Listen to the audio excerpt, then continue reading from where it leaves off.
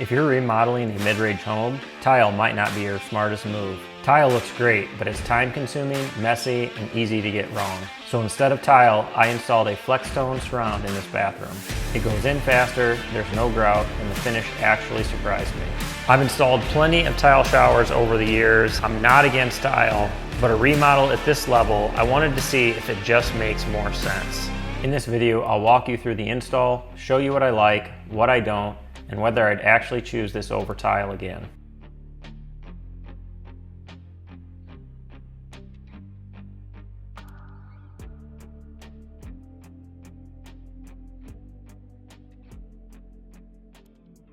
The first step is they have these waterproof corners. This FlexStone is designed to go over like green board drywall, which is what I got. It can go over existing tile, it can go over cement board, but in the corners, they want you to put these, an added protection for leaking. So I'm gonna get these cut to length. This panel will come up 60 inches from the top of the tub. Then you crease these down the middle. There's a line to just go all the way down, creasing it. And then you bed this in a bead of either silicone or adhesive. It says you can use either.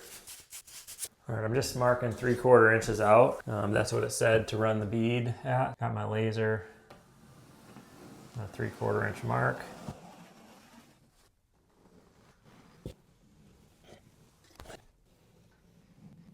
have no idea how big of a bead to do. It doesn't really say, it just says a bead. All right, let's see how this goes.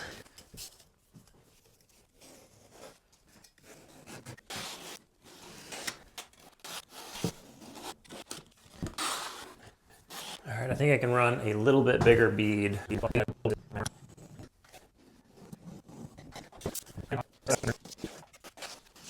So I added more silicone that time. That definitely filled all those holes a lot better. So the next thing that I'm going to do in order to cut this panel, in my case, I know that this is not going to be perfectly the same dimension all the way across. So what I'm going to do is find the middle, mark a line, and then I can measure off that line to each side and transfer that to my panel. And then I can cut it, scribe it, and it should fit.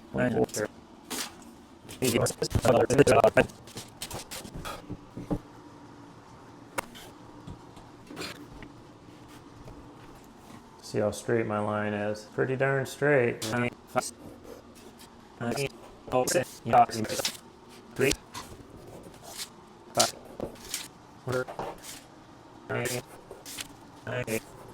so you can see what I did. Found the center, made a plumb line, marked my top, and then I measured. Starting at the bottom, we're pretty close, each side.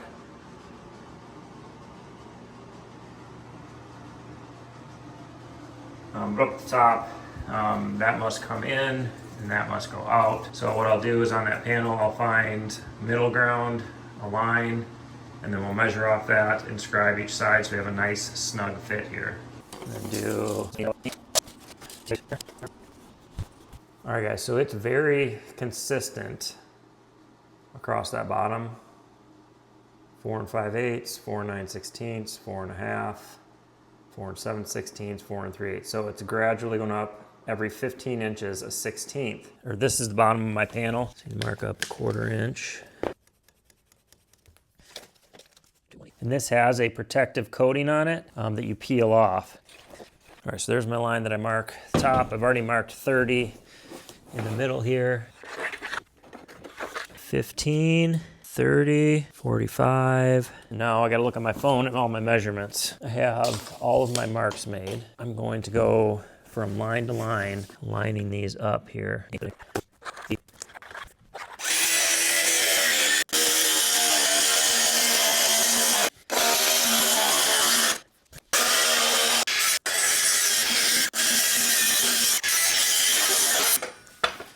Oh, come on, son. Right into my level. Started eating my level. Not bad. It's a Stabila, it can take it. All right, we're gonna test fit this. The chance of me not having to cut this again, probably pretty slim. A little tight right there. Basically, I need to take a blade off. All right, I gotta carry this back down, trim it. All right, I took an 1/8 inch off one side and it was really, really easy to do with a circular saw. So put a 2x4 under the edge. Hopefully I took enough. Yes. I think I can make that work. You get the edges in first and then press the middle. I'm just gonna lightly sand these edges with the sanding block just to take any burrs off, clean the edges up. All right, the next step is to put the adhesive on. And it says to put it on the panel. However, I think I'm gonna go against that and put it on the wall. I feel like I can do a cleaner job if it's on the wall. And it says into 4 to 6 inch lines or dots. You definitely want to cut off and make the hole bigger. My first tube was definitely too thin, but I think it'll all work out. Let's get that out of there. So I'm gonna tuck this side.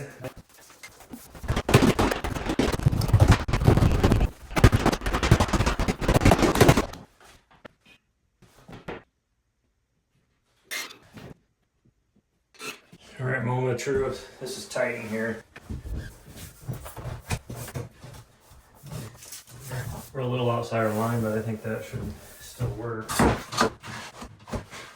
All right, guys, so I think that looks pretty darn good. I gotta put a bead of sealant, silicone on the inside before I put this up. I gotta put adhesive on. I marked where my panel is so I can add all that. And then I'm gonna put a nice bead around there and around there. There we go. Set that.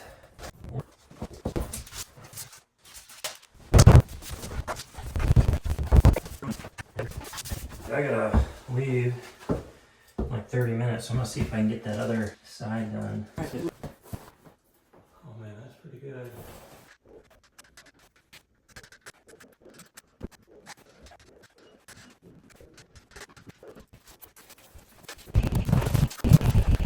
Looks pretty good, I think.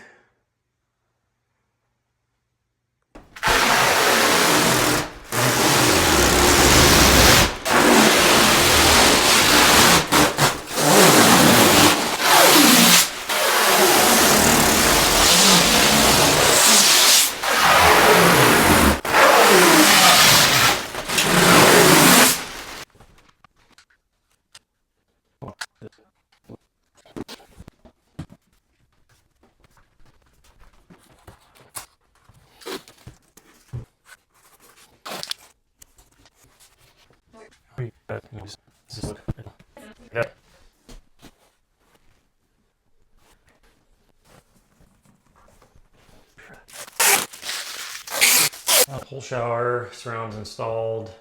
Got this all glued and taped. You can run this one or two ways. You can run this trim all the way down along the tub, or you can cut this panel back and then dye it right on top. Just the way the drywall was finished, I chose to run it out here, which I put some little uprights on each side and then cut a 2x4, then use some shims. The wall's not perfectly straight in this house either, so I shimmed it so it would hold that tight so the glue would stay attached to the trim and the wall until it dries. So I think that's gonna work good.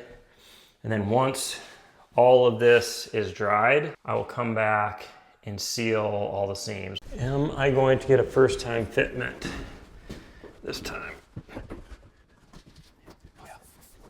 First time this time. How do I look at the bottom? Looks great. All right, it says use 3 tubes on the back.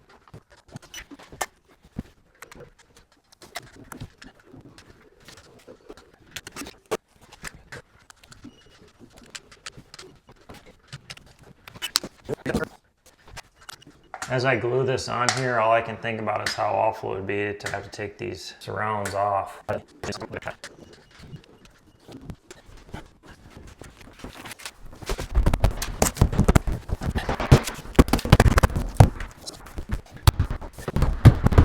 right, we got these side panels cut, ready to go. Put my bead of silicone on here.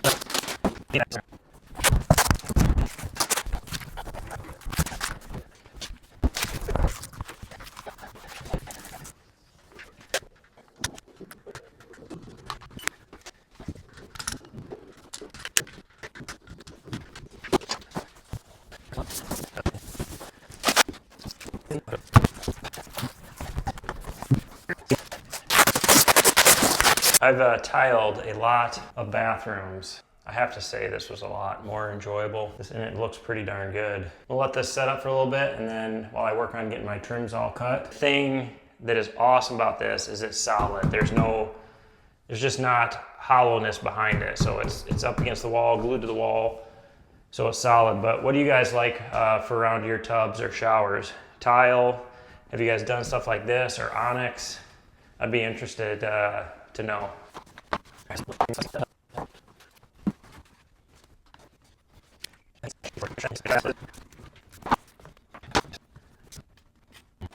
So what I did is I used my laser to mark the top of my trim all the way around. So my mark will go just above this trim. As you can see. So once I get all this trim up, I'll tape it all. Make sure it's positioned correctly and tape it.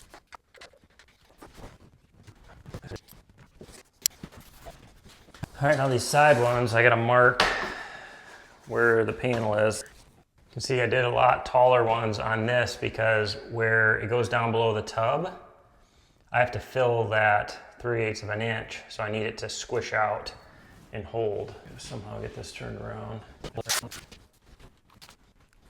Stop.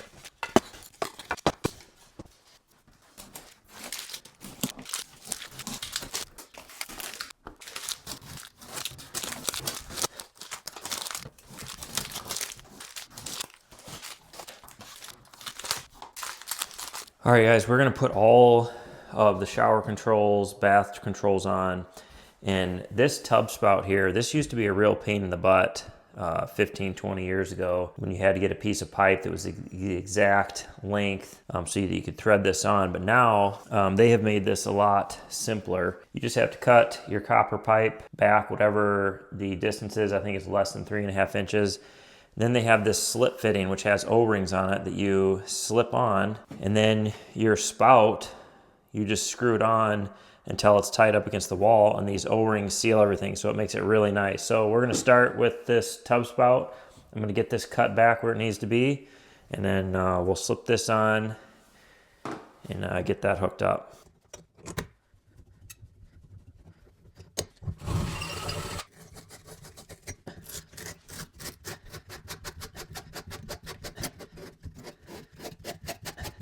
All right, got that all cleaned up. Probably should get a little grease or lubricant and put on these O-rings, which I'm gonna go do quick just to make sure. All right, so here is the slip fitting. It's gonna go on this end first.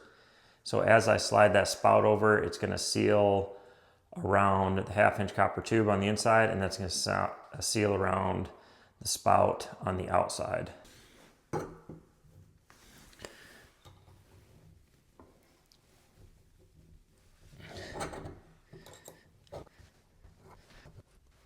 Tighten this down.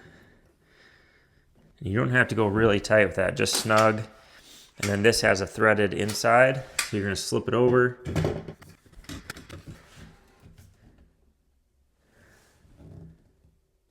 Tighten it up tight. We got this O-ring here, which slides over the bonnet nut to stabilize this sleeve here. So we're gonna get that on. Get that over the top. I'm gonna make sure I did tighten that down. Then we have this spacer here, which slides on right here. I have already adjusted this as hot as it goes. I want this as hot as it goes, so you actually pull this little tab out and spin it. That's coldest. I want it on the hottest setting, so I'm gonna go all the way to the left to where it sits in there. Then I'm gonna slide this on. This is the next cover that goes on. Obviously, hot is on the left, cold is on the right. The seal is down. It needs to be all the way up here, which hopefully I can get it off, which doesn't look like that's gonna work too well. All right, well, luckily I'm a post framer and I had some M seal, so I just put a new seal on there, which that expands up to 1 inch. So that'll work good, and it's meant to keep water out on the ridges and ridge caps and things like that. So this will work perfect for that. So I'm gonna go ahead and get this on now. Shouldn't have to do that when you buy something new, but not surprised either. All right, so the next step here is to get our handle on. We just got that little hole there, and then you have this little set screw. Now the last step is to get that old pipe out of there, put our new one in, and get our shower spout on. We're gonna put a little Teflon tape on this, and that is never under pressure up there. So if we just have a little Teflon tape on here and we tighten this as tight as we can with our hand, it'll be good enough.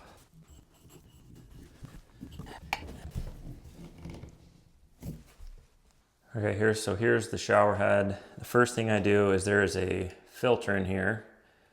So I'm gonna take that out, which I'll put that back in so your shower head doesn't get clogged. And then if you look down inside there, there's a rubber O-ring right here. And what that is a flow restrictor.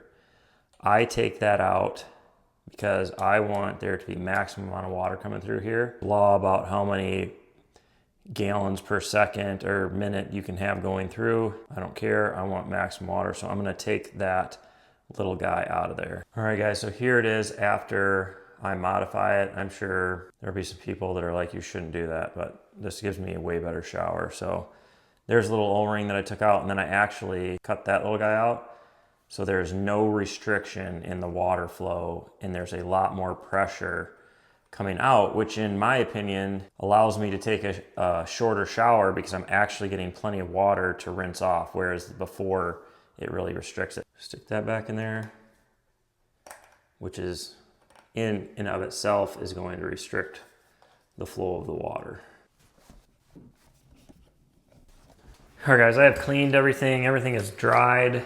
We're gonna get all the seams silicone.